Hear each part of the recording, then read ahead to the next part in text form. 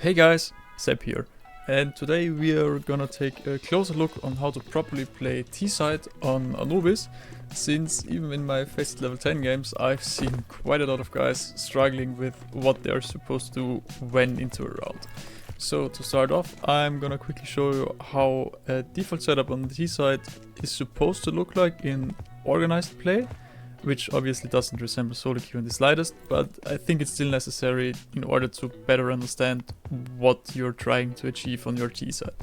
First of all, B side, and for B side you pretty much only want to place one of your guys in front of B, like in B main, and he's only just supposed to watch the B main entrance and watch for any CT aggression that might occur.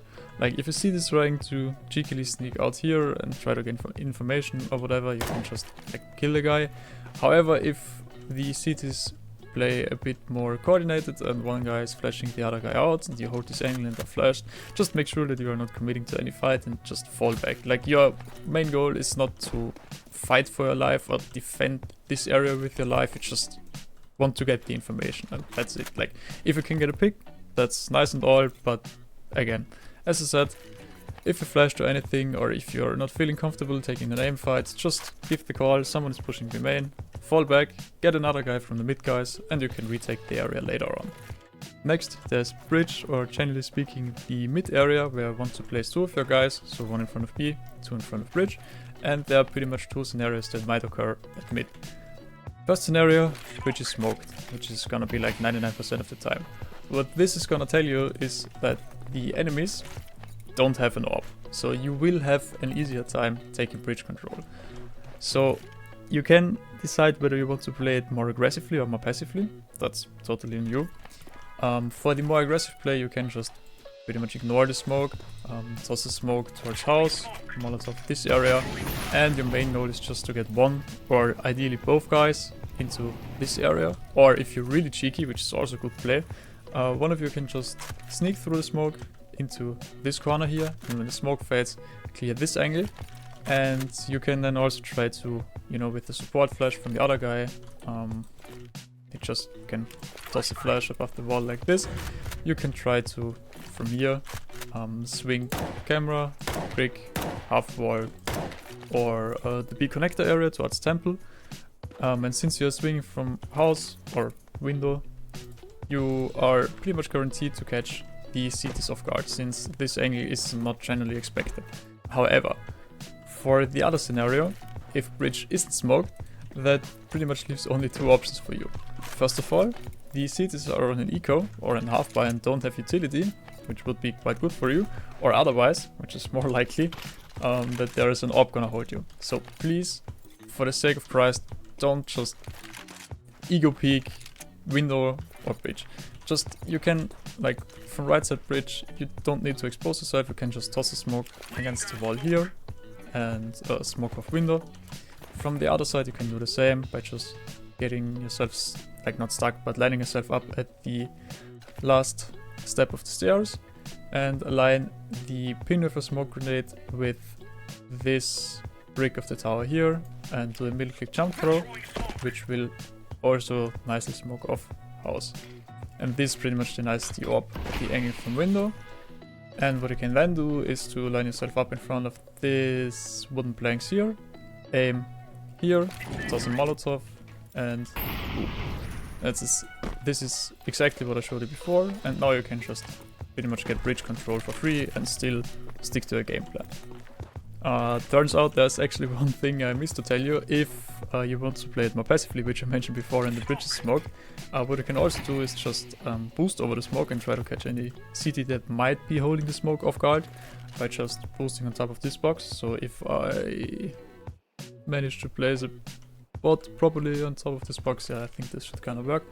I can show it to you. Like, you can just boost on this bridge, and you know the boost is supposed to be a bit more towards the right, but setting up bots is kind of hard. Yeah, so if you boost on top of this box, you can just pick this angle and even house. And as I said, you can catch any CT that might be holding the smoke from here off guard and get a free pick. So this now leaves us with only two guys. One of the remaining two guys is supposed to just hold for any main aggression, same as for the B guy. You can hold it from here catch any CT that might be pushing off guard. But as I said, your main goal is just to go for the information. You can also hold a main push from here, and same as for the B side. If the CT is to a coordinated flash play and you are flashed, just fall back. You just want to retrieve the information and survive. You can retake the area later on. Lastly, there is only the water guy remaining, and as the water player you pretty much have two options on how to approach each and every round. First of all, let's say you have a rifle, an M4, AK, whatever, and if this is the case, you just want to smoke off E-box early at the start of each round in order to deny any information from CT that might be playing inside E-box. Secondly, your next goal is to just get close to E-box, and if the smoke fades, you can hold a nice off angle like this. That is guaranteed to catch any CT that might pick for information off guard and results in an easy pick for you. If there is no CT aggression, you can just go ahead and toss a Molotov like this to E-box, which is guaranteed to completely clear it. And once the Molotov fades, you can just go on and take E-box control by yourself. Like, you just pretty much need to be careful of this angle here, this angle, and also a CT that might hold an off angle like this. Then there's the second option for the pivot player, and this is the case if you have an AWP instead of a rifle, and if you have an AWP you can just leave E-box unsmoked and pretty much hold this angle for 30 seconds or so, which might sound boring at the beginning, but like there is more often than not a CT peeking for information or trying to peek for information, which will result in an easy pick for you. And this only works if you're like, I'm not sure about the spawns, but if you have a really bad spawn, like if you spawn towards the left, I would not recommend it, since there's always the risk of another AWP picking you from E-box, and if you spawn towards the left side, you will lose the timing. But if you spawn somewhere in the middle at T-spawn or towards the right, you're always gonna beat out the best CT spawn. So yeah, this is pretty much the concept behind a default setup on the Anubis T side. And after each individual player has achieved their goal, you can then make a mid-round call stating like, hey, let's take A, let's take B, split A, split B, go over mid, just put one of the bridge players in window and let him lurk, catch off, or like try to get a pick on the rotations or whatever. However, in solo queue it's not as straightforward. People are they're just gonna do whatever they feel like. So the only really tip I can give you here on how to like be a better teammate in packs or in matchmaking, whatever, is to just fill the gaps. Like, that doesn't mean if 3 guys are going bridge and one is holding E-box and B side is completely open, you don't really have to, like, you know, just do the proper thing and hold B main for the entirety of the round and wait for a mid-round call, because there's not gonna be any mid-round calls, or like chances are there's not gonna be a mid-round call.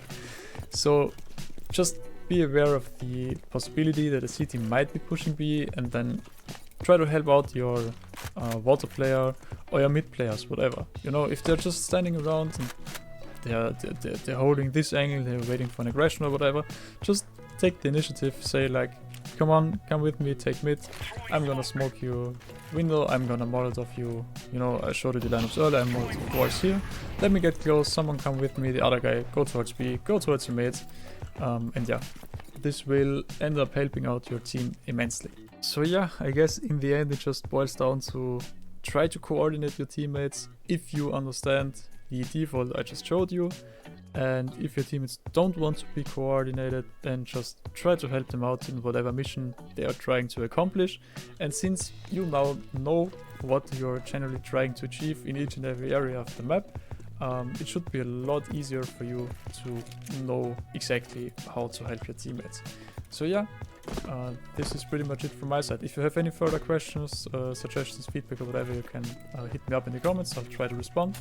And otherwise, thank you so much for watching, and if you want to see more educational CS content, you can also subscribe to my channel. So yeah, have fun in your games, and I hope you can manage to find a way to apply all of the things I just showed you. And yeah, I'm gonna see you in the next video. Bye!